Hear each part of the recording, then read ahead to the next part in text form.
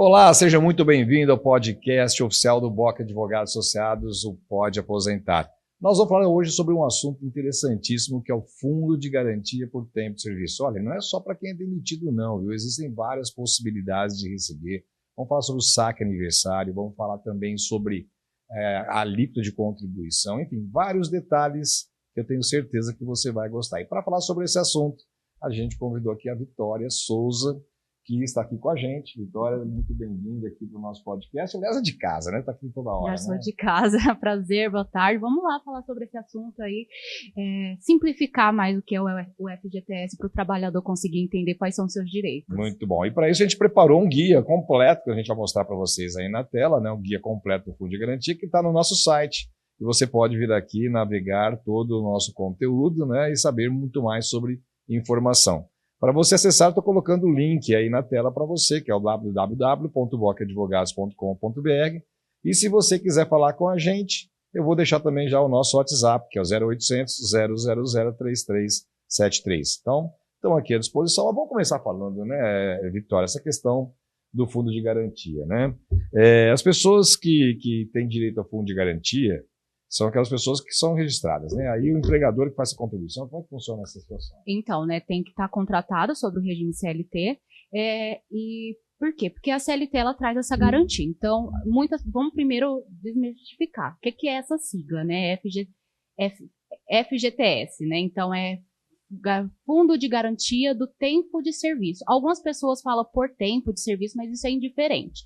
Ele é uma poupança, um fundo, né, que o empregador ele tem que depositar uma alíquota de 8% sobre o salário desse funcionário todo mês. Então, todo início de mês, o empregador ele tem que estar depositando numa conta vinculada, né, à Caixa Federal Econômica aí, esse valorzinho para garantir, resguardar esse funcionário que trabalha em uma determinada empresa. Ô, Vitória, vamos supor que o cara está em dúvida, fala assim, será que foi depositado no fundo de garantia esse mês? Será que não foi? Será que o patrão não está depositando?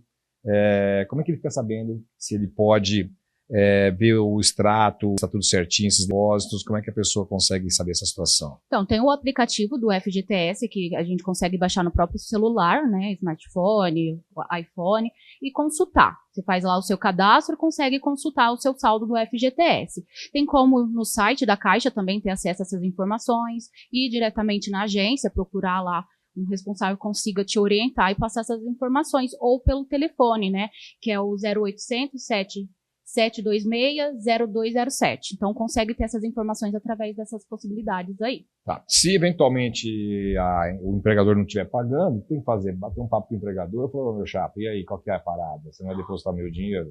Tem como questionar. Se caso não resolva, a gente pode procurar um advogado trabalhista e tentar uma rescisão indireta aí, né? Porque essa questão da rescisão indireta. Exato, né? Não está cumprindo com o direito trabalhista do funcionário. Então, se ele não está te pagando, tem como a gente ver, né, certinho, puxar o extrato analítico para poder comprovar e entrar com uma ação trabalhista. Tá, e aí, nessa questão aí da justa causa, vamos falar um pouco sobre essa questão da rescisão indireta, né? Quer dizer, o patrão pode dar justa causa no empregado, e o empregado também pode dar uma justa causa, entre aspas, no patrão. Exato, né? Então, o trabalhador ele tem que cumprir com alguns requisitos, aí ele tem os seus deveres, seus direitos, assim como o empregador. Então, se o empregador ele não está cumprindo com o direito, né, resguardado e protegido pela CLT, esse funcionário ele pode, sim, né, ir na justiça para poder ter resguardado e garantido um direito dele. Tá. Você colocou aqui no texto que você escreveu, que está aqui no nosso site, né?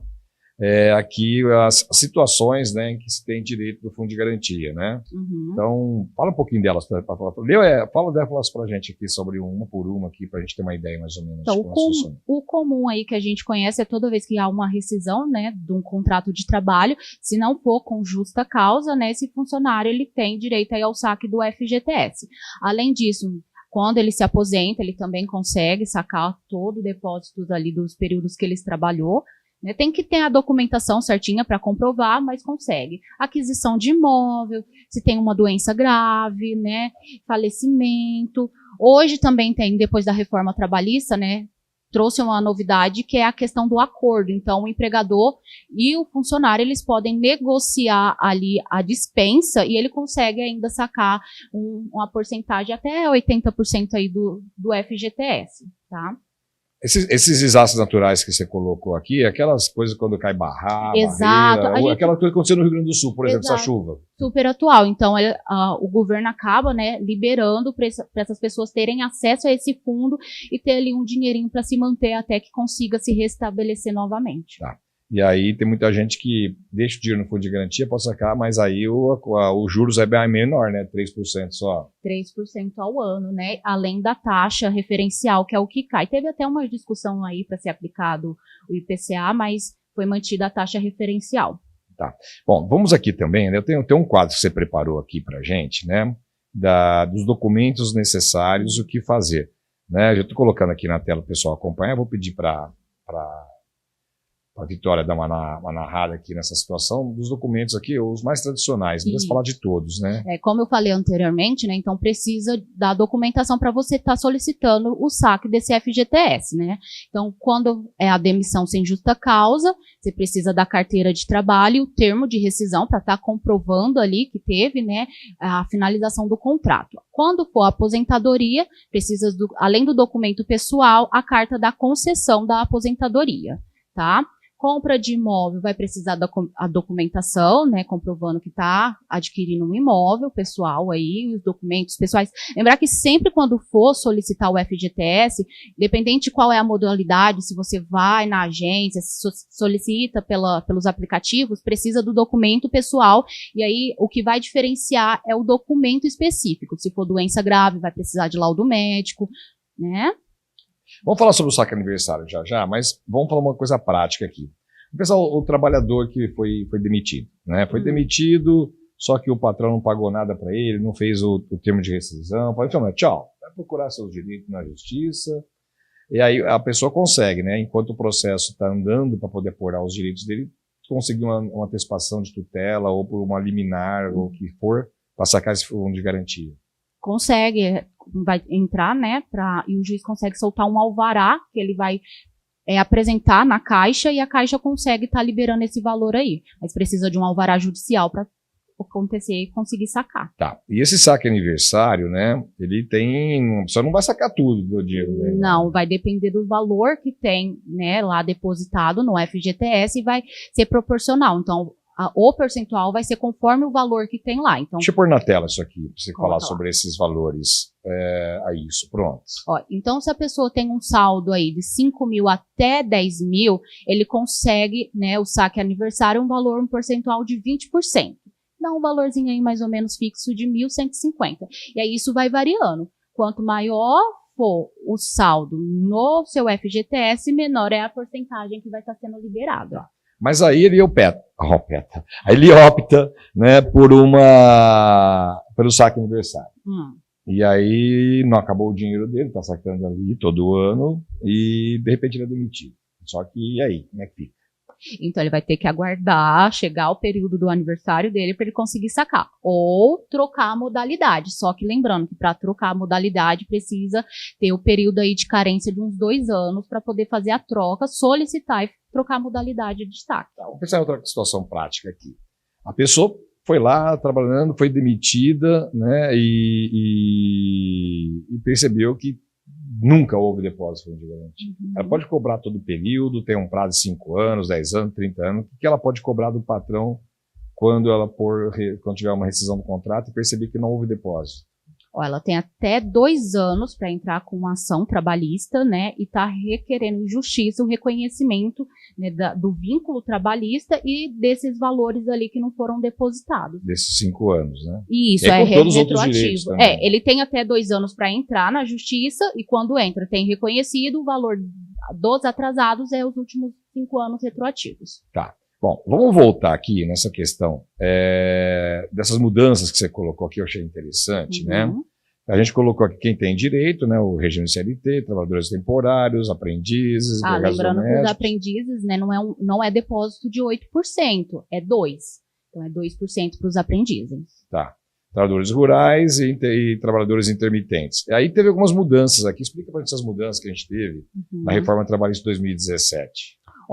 Uma das alterações que teve, né, com a questão do FGTS foi a questão da modalidade do trabalho intermitente. Então, ele vai ter os depósitos do FGTS desde que ele esteja em ativa, esteja trabalhando. Não está trabalhando, não tem recolhimento.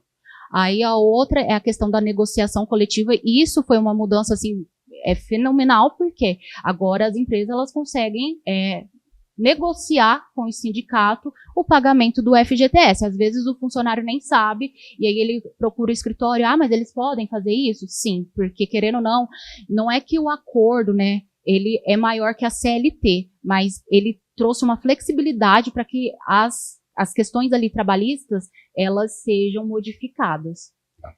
No dia a dia, Vitória, o que mais que se procura nessa questão do fundo de garantia? É mesmo na demissão que o empregador não paga sua multa dos 40%? Uhum. Como é que é no dia a dia prática que você vê nessas questões?